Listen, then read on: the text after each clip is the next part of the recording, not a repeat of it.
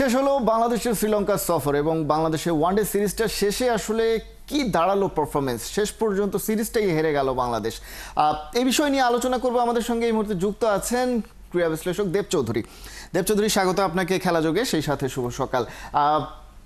আমরা তো আসলে ব্যক্তিগত পারফরমেন্স নিয়ে অনেক বেশি আলোচনা করি, শান্তর ব্যাটে রান নেই কিংবা তাসকিন আহমেদ ভালো বোলিং করছেন।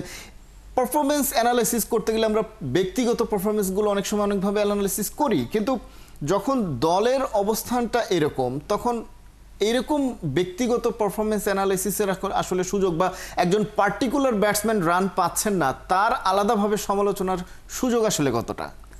দেখেন, দলীয় পারফরমেন্স যদি আপনি হিসেব করেন সেটাই সামগ্রিক, সেটাই সবচেয়ে বেশি আলোচিত, বাট ইন্ডিভিজুয়াল পারফরমেন্সগুলো মিলে কালেকটিভ এফোর্টে দলীয় পারফরমেন্স হয়। সো ইন্ডিভিজুয়াল আলোচনাগুলো থাকাটাও জরুরি, দুটোই জরুরি। সো আপনি বাংলাদেশের সিরিজটা যদি দেখেন, আমি টেস্টের দিকে যাচ্ছি না, ওয়ান ডেতে পার্টিকুলারলি 3টা ম্যাচ বাংলাদেশ খেললো, সেকেন্ড ম্যাচটা বাংলাদেশ জিতলো, থার্ড ম্যাচটা বাজেভাবে হারলো, ফার্স্ট ম্যাচটা বাজেভাবে হারলো এবং কোনো ম্যাচে বাংলাদেশ 50 ওভার ব্যাট করতে পারলো না। এমন কি হচ্ছে বাংলাদেশের যে বাংলাদেশ 50 ওভার ব্যাট করতে পারছে না। সো আপনি বিভিন্ন সময়ে আমরা দেখেছি, গণমাধ্যমে আলোচনা হয়েছে যে যখন দল খারাপ করে তখন অধিনায়কের দোষ হয়, যারা আন্ডার পারফর্মার ক্রিকেটার থাকেন তাদের দোষ হয় এবং কোচকে দায়িত্বটা নিতে হয়। রাসেল ডমিঙ্গোর ক্ষেত্রে হয়েছে, আপনার তারপরে চন্দ্রিকা হাথুরু সিংহের ক্ষেত্রে হয়েছে। তো সেগুলো যদি হয়ে থাকে আমার মনে হয় যে পাশাপাশি এখন যিনি ব্যাটিং কোচ আছেন তাকেও একটু কাটাছেড়ার মধ্যে আনা উচিত। বাংলাদেশ ক্রিকেট বোর্ড কি জানি না, বাট গণমাধ্যমের অবশ্যই এটা নিয়ে কথা বলা উচিত। যারা ক্রিকেট নিয়ে কাজ করেন, বিশ্লেষণ করেন বা গবেষণা করেন, লেখালেখি করেন, আলোচনা করেন, তাদের সবারই উচিত ব্যাটিং কোচ কী করছেন এটা আলোচনা করেন। আমি কথাটা এই জন্য বলছি যে ব্যাটিং কোচ এখন কে? মোহাম্মদ সালাউদ্দিন। তাকে নিয়ে তো একটা বিরাট হাইপ ছিল জনগণ যে তাকে আনা উচিত এবং দেশি কোচরা সুযোগ পান না, এরকম একটা আলোচনা ছিল। গণমাধ্যমে এটাকে প্রচণ্ড রকম সাপোর্ট করেছে, which is very much understandable. ঠিক আছে, দেশি কোচদের অবশ্যই সুযোগ দেওয়া উচিত, কিন্তু সুযোগ পাওয়ার পরে তারা কি করছেন, কতটুকু তাদের পারফরমেন্স প্লেয়ারদের মতো, এটা বোধহয় মূল্যায়ন করার সময় এসেছে। কারণ আপনি খেয়াল করে দেখেন যে মোহাম্মদ সালাউদ্দিন দায়িত্ব নেওয়ার পর থেকে বাংলাদেশের ব্যাটিং কখনোই আহামরি ভালো ছিল না, কিন্তু এখন যে অবস্থাটা বোধহয় আরেকটু খারাপ হয়েছে। তো তাহলে দল খারাপ করলে ক্যাপ্টেনকে যদি আমরা সরিয়ে দিই, ইন্ডিভিজুয়াল ক্রিকেটারের উপর যদি দায় যায়, তাহলে কোচকে তো দায় নিতে হবে এই ব্যাটিংয়ের। আপনি 5 রানের মধ্যে 7 উইকেট হারাচ্ছেন, আপনি 5 জন প্লেয়ার বোল্ড আউট হচ্ছে, আপনি পার্টিকুলার একটা টেস্ট সিরিজে দাঁড়াতে পারছেন না, আপনি জিম্বাবুয়ের মতো টিমের সঙ্গে ব্যাটিং কলাপস করে হারছেন।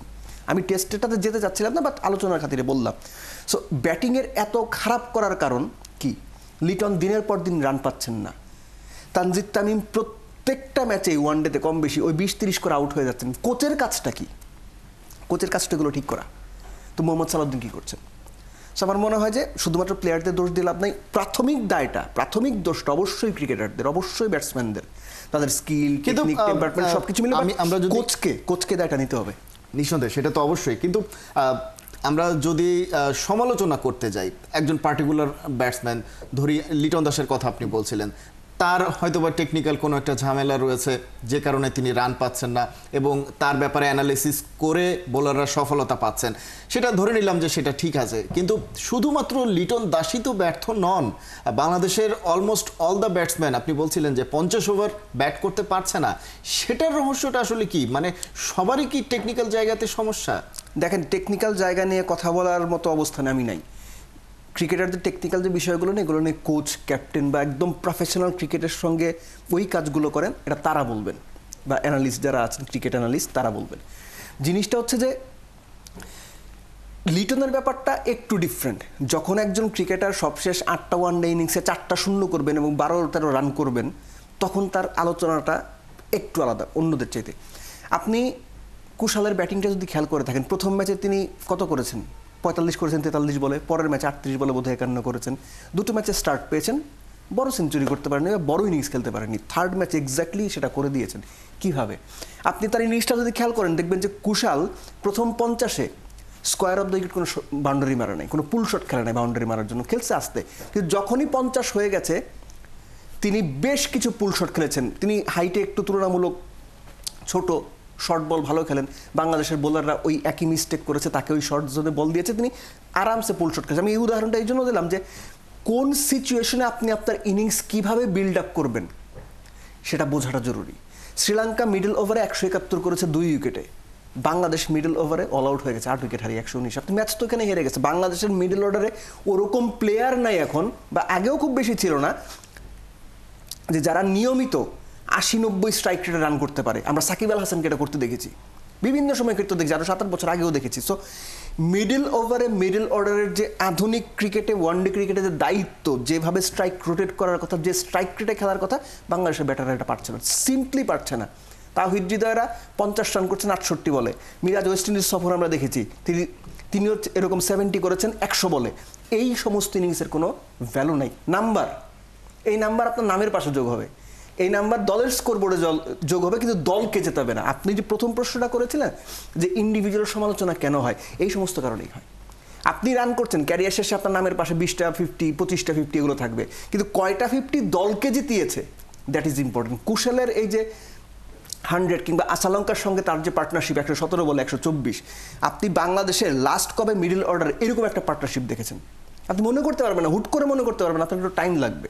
সো জিনিসটা হচ্ছে যে বাংলাদেশ এই মুহূর্তে ব্যাটিং ওয়াইজ যদি আমি বলি, ব্যাটিং নিয়ে তো আলোচনা হচ্ছে, গ্লোবালি ক্রিকেটটা যেভাবে খেলা হয় টপ টু বটম, যে নাম্বার 1 ব্যাটসম্যান এবং নাম্বার 7 ব্যাটসম্যান বা নাম্বার 10 ব্যাটসম্যান যেভাবে ব্যাট করে, সবারই স্পেসিফিক টাইমিংয়ের উপর, টাইমিং মানে ম্যাচের সিচুয়েশনের উপর স্পেসিফিক দায়িত্ব রয়েছে। বাংলাদেশের বেশিরভাগ ব্যাটসম্যান ওই দায়িত্বটা পালন করতে গিয়ে ফেল করছেন নিঃসন্দেহে। এবং সেই ফেইলিওরটার সমাধানটা আসলে কি, সেটা নিশ্চয়ই যারা একেবারে প্লেয়ারদের নিজেদেরই বের করতে হবে, এবং টিমের সঙ্গে যারা টেকনিক্যাল এক্সপার্টরা রয়েছেন তাদেরকে আসলে সমাধানটা বের করতে হবে। এই পর্যায়ে আসলে সময় শেষের দিকে আমাদের দেব চৌধুরী, আমরা আসলে আলোচনা করছিলাম এবং আমরা আসলে প্রত্যাশা করতে চাই যে বাংলাদেশ সেই জায়গাগুলো থেকে বেরিয়ে আসবে। বাংলাদেশের প্রিয় ফরম্যাট তো ওয়ানডে, সেই ওয়ানডেতে এখন বাংলাদেশ সবচাইতে বাজে পরিস্থিতিতে রয়েছে। সেই জায়গা থেকে কিভাবে রিকভার করে বাংলাদেশ, সেটাই আসলে দেখার বিষয়। দেব চৌধুরী, অনেক ধন্যবাদ খেলা যোগের সঙ্গে যুক্ত হওয়ার জন্য। আছেন 71-এ চলছে খেলা যোগ। আমরা আলোচনা করছিলাম বাংলাদেশের ওয়ানডে সিরিজ নিয়ে, পর্যায়ে একটু টি-20 নিয়েও আলোচনা করতে চাই। দেব চৌধুরী রয়েছেন আমাদের সঙ্গে। আমরা আসলে বরাবরই বলে থাকি, যেটা আসলে বিরতির আগেও বলছিলাম, যে বাংলাদেশের প্রিয় ফরম্যাট ওডিআই, কিন্তু লাস্ট কয়েক বছর ধরে টি-20টা বাংলাদেশ আগের চেয়ে উন্নতি হয়েছে বলে মনে হয়েছে, এবং সেই উন্নতিটা আসলে এনাফ কিনা, স্পেশালি আমরা বলছিলাম যে বাংলাদেশ আসলে খুব বড় ইনিংস খেলার মতন ব্যাটসম্যান এই মুহূর্তে বাংলাদেশের নেই। সেক্ষেত্রে এই টি-20 ফরম্যাটে যেহেতু খুব বড় ইনিংস খেলার প্রয়োজন হয় না, তো সেটা বাংলাদেশের জন্য একটু আশীর্বাদ হয়ে এই মুহূর্তে রয়েছে কিনা? আশীর্বাদ বলাটা ডিফিকাল্ট।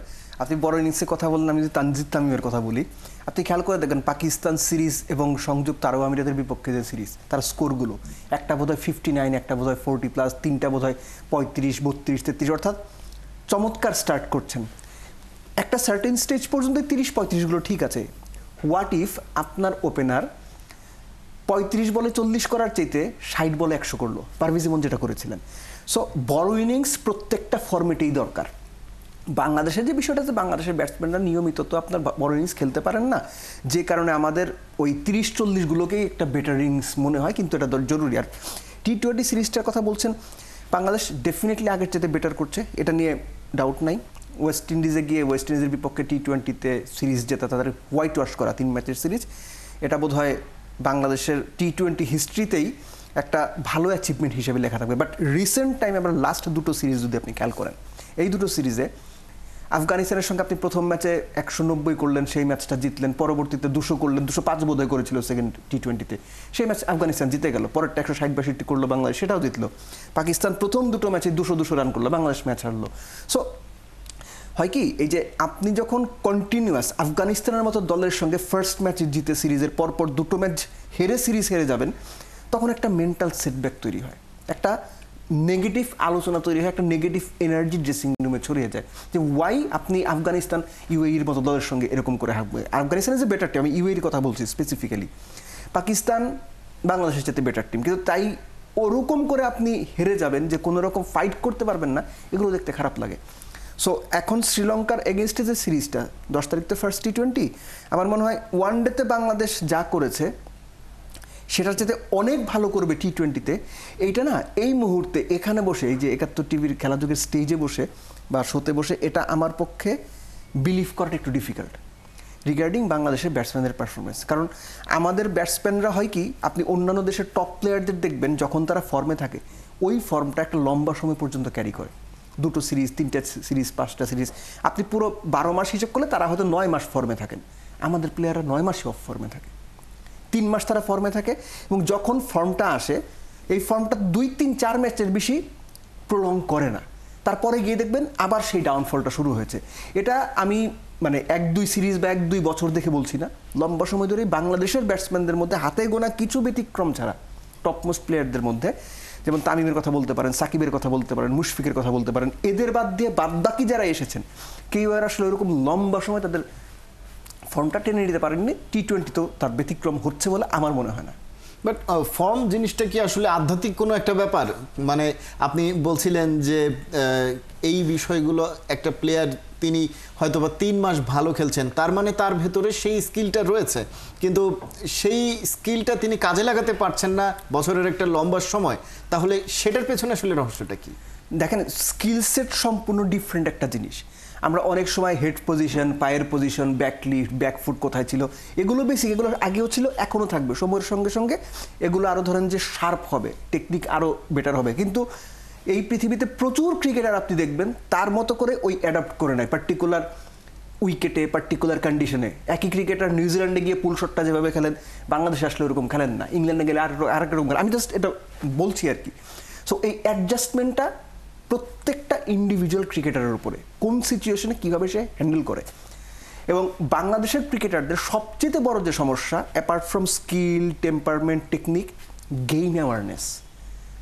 ম্যাচের সিচুয়েশনটা বুঝতে পারা, ম্যাচের সিচুয়েশন অনুযায়ী রিয়্যাক্ট করা, সিচুয়েশন অনুযায়ী প্রত্যেক বলে 4 ছক্কার চেষ্টা না করে সিঙ্গেল ডাবল না, অথবা উল্টোটা, যে প্রত্যেক বলে 6 বলে 6 নেওয়ার টার্গেট না করে 6 বলে 3টা 6 মারা। কোন সিচুয়েশনে কি করতে হবে, বোলারকে আমি টার্গেট করবো, স্পেসিফিক্যালি ব্যাটারদের কথা বলছি, বোলারকে টার্গেট করবো, অপোনেন্টের 7 জন বোলার আছে, এর মধ্যে কোন 2 জন বোলারকে আমি পিক করব, কোন সময়টাতে পিক করব, কোন পাশ থেকে বল করলে পিক করব, উইকেটের কোন পাশটা ছোট, আমার বাউন্ডারি মারতে হলে কোন বোলারকে কোন সাইড থেকে পিক করতে হবে, এগুলা নিয়ে বিস্তর আলোচনা হয়। কিন্তু মাঠে যখন ক্রিকেটাররা যান তখন যে কোনো কারণেই হোক, এই যে অ্যাওয়ারনেসটা, এই যে শিক্ষাটা, এই যে গেম এডুকেশনটা, এটা বোধহয় তারা ঠিকভাবে ইমপ্লিমেন্ট করতে পারে না। আমার বরাবরই মনে হয়েছে বাংলাদেশের ব্যাটারদের ক্ষেত্রে, বোলারদের ক্ষেত্রে, ব্যাটারদের ক্ষেত্রে বেশি এই ইমপ্লিমেন্টেশন বা গেম অ্যাওয়ারনেস সবচেয়ে বড় ঘাটতির জায়গা, তাদের ল্যাক অফ পারফরমেন্সের যে মূল কারণ। নিঃসন্দেহে। এবং সেই বিষয়টা আসলে তারা কিভাবে কাটিয়ে উঠবেন সেটা আপনি বলছিলেন যে তাদের কি আসলে এটা খুঁজে বের করতে হবে, এবং কোচের ক্ষেত্রে বা কোচরা তাদেরকে হয়তো বা সহায়তা করবেন, সেই বিষয়গুলো আলটিমেটলি তারা কতটা উন্নতি করতে পারেন, এবং আসলে আমরা আশাও করতে চাই যে তারা দ্রুত উন্নতি করুক। সেই বিষয়টা আসলে সামনেই দেখা যাবে কি বিষয় আসলে কি কেমন দাঁড়ায় বিষয়গুলো। দেব চৌধুরী, আমাদের সময় একেবারে শেষ পর্যায়ে, ধন্যবাদ আমাদের সঙ্গে যুক্ত হওয়ার জন্য।